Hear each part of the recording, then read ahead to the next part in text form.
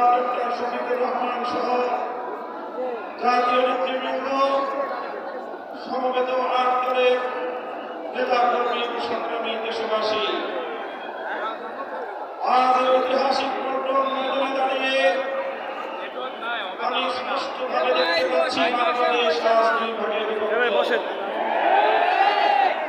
এক ভাগ ৭২-এর নকশালপন্থী, আরেক ভাগ জুলাইয়ের বিপ্লবপন্থী। আজ বাংলাদেশের প্রতিটি রাজনৈতিক দল এবং পক্ষের কাছে আমার সুস্পষ্ট জিজ্ঞাসা, সবাই যার যার অবস্থান পরিষ্কার করুন। হয় আপনি জুলাই বিপ্লবের পক্ষপাতী, আর না হয় আপনি ৭২-এর নকশালপন্থী। ৭২-এর পরাজিত নকশালপন্থীরা আগামী ১৩ই নভেম্বর বাংলাদেশের বিরুদ্ধে লকডাউনের নামে যুদ্ধের ঘোষণা দিয়েছে।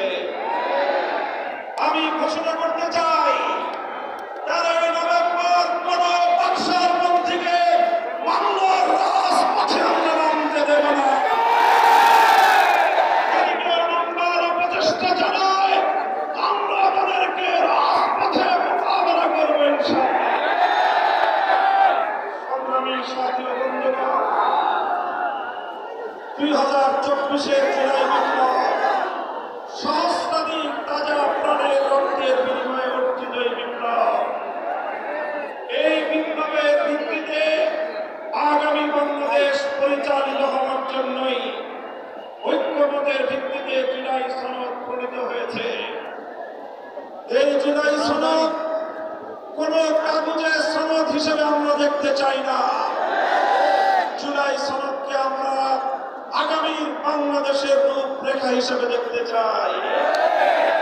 এজন্য আমরা আন্দোলনের পক্ষ থেকে বলেছি, অনতিবিলম্বে জুলাই সনদকে সরকারি আদেশের মাধ্যমে এর প্রাথমিক আইনি ভিত্তি প্রদান করতে হবে। এরপরে আগামী ত্রয়োদশ জাতীয় সংসদ নির্বাচনের পূর্বে গণভোটের মাধ্যমে জুলাই সনদকে চূড়ান্ত আইনি ভিত্তি প্রদান করতে হবে। এর ব্যত্যয় হলে জুলাই বিপ্লবপন্থীরা বরদাস্ত করবে না, সেটা মানবে না। আমরা সুস্পষ্ট ঘোষণা দিতে চাই, আমাদের জুলাই যোদ্ধাদের, জুলাইয়ের বিপ্লবের শাহাদাত বরণকারী বীর শহীদদের রক্ত মারিয়ে জুলাই বিপ্লবের, জুলাই সনদ বাস্তবায়নের গণভোট ছাড়া বাংলার মাটিতে আমরা আর কোনো কিছুই হতে দেব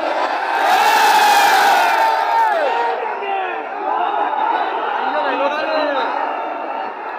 জাতীয় নির্বাচনের আগে জুলাই সনদ বাস্তবায়নের লক্ষ্যে গণভোট হলে কার কি সমস্যা সেটা আমাদের বুঝে আসে না। আমাদের সমস্যা হলো জুলাই সনদের গণভোট ছাড়া যদি জাতীয় সংসদ নির্বাচন অনুষ্ঠিত হতে থাকে, জাতীয় সংসদ নির্বাচন যদি তফসিল ঘোষণা হয়ে বাস্তবায়িত হয়, অনুষ্ঠিত হয়, সেখানে অনেকগুলো বড় বড় জটিলতার সৃষ্টি হবে। তার মধ্যে অন্যতম একটি হল দ্বিকক্ষ বিশিষ্ট জাতীয় সংসদের উচ্চকক্ষ কিভাবে গঠিত হবে, কিভাবে রাজনৈতিক দলগুলো তাদের নির্বাচনী ম্যানিফেস্টো তৈরি করবে, জাতির সামনে তারা তাদের উচ্চকক্ষের ১০০ সদস্যের তালিকা কিভাবে প্রকাশ করবে, এই সকল বিষয়ের কোন সদুত্ব তাদের কাছে নাই। যারা জুলাই সনদের গণভোট জাতীয় সংসদ নির্বাচনের আগে অনুষ্ঠানের ক্ষেত্রে বিরোধিতা করছেন, আমরা তাদের সমস্যার কথা জানতে চাই। কোন যুক্তি নাই, কোন যুক্তি নাই। তারা জুলাই সনদের বাস্তবায়নকে ঠেকিয়ে দিয়ে বাংলাদেশে আবার ফ্যাসিবাদ কায়েম করবার ষড়যন্ত্র করছে। পরিষ্কার ঘোষণা করে রক্ত দিয়ে যে ফ্যাসিবাদ বিদায় করেছি,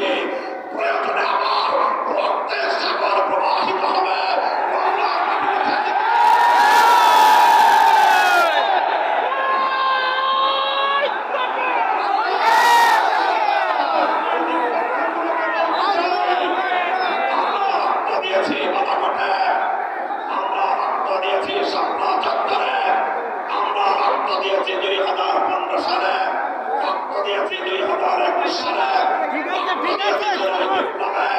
আমাদের মুখোমুখি দাঁড়াবার চেষ্টা করবেন না। আমরা রক্ত দিয়ে অধিকার আদায় করি, রক্ত দিয়ে বাংলাদেশ কিনেছি, রক্ত দিয়ে এই বাংলাদেশের স্বাধীনতা রক্ষা করবো ইনশাআল্লাহ।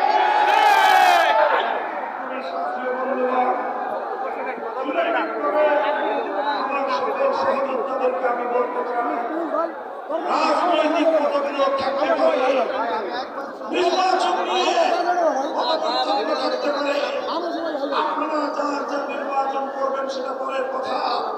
আসুন, যারা জুলাইয়ের বিপ্লবে রাজপথে ছিলেন, জুলাই বিপ্লবের সনদের আইনি ভিত্তি কার্যকর করার জন্য আমরা হাতে হাত রাখি। সংগ্রামী সাথী ও বন্ধুগণ, সর্বশেষ বক্তব্য, আগামী 13 তারিখ জুলাই সনদের গণভোটকে কেন্দ্র করে সরকারি সিদ্ধান্তের দিকে আমরা তাকিয়ে আছি। সরকার যদি জনগণের শান্তিপ্রিয় ভাষা বুঝতে ব্যর্থ হয়, আবার বলছি, সরকার যদি দলীয় নেতৃবৃন্দের শান্তিপ্রিয় ভাষা বুঝতে ব্যর্থ হয়, যে ভাষায় বললে সরকার বুঝবে, আমরা সেই ভাষায় প্রয়োগ করব।